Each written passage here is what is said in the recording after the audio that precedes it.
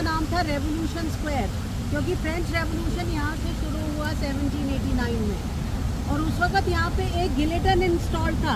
गिलेटन मतलब जहाँ लाके सिर रख के काट देते थे, गिलेटनाइज कर देते थे।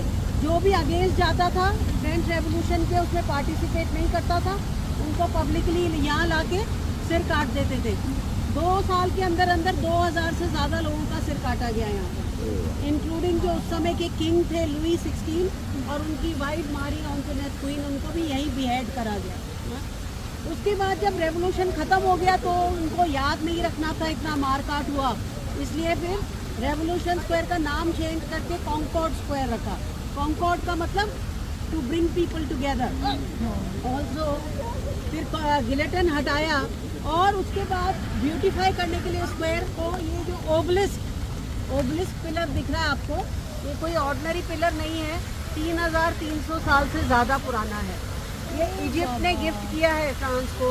उनके जो एंशियंट टेम्पल्स हैं लग्जर में, उनके रूइंस हैं टेम्पल्स के, वहाँ से निकाला है तो गिफ्ट किया है फ्रांस को।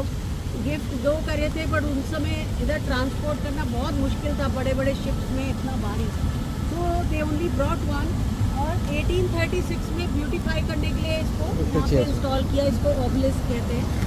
ऑल्सो फिर ये फाउंटेन्स ऐड करे टू ब्यूटीफाई द स्क्वायर, इनको कहते हैं फाउंटेन डू ला mer। mer का मतलब फ्रेंच में होता है सी, समुद्र। क्योंकि सी पहले, and they are depicting all the important rivers and seas of France.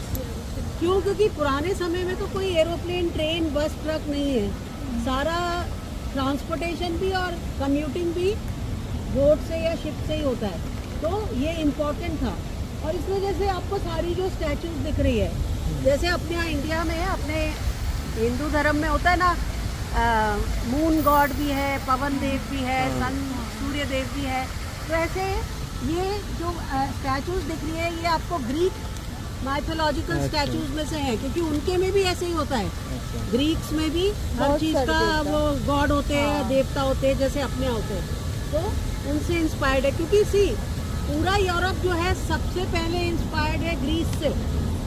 Greek architecture, Greek education, Greek gods, everything.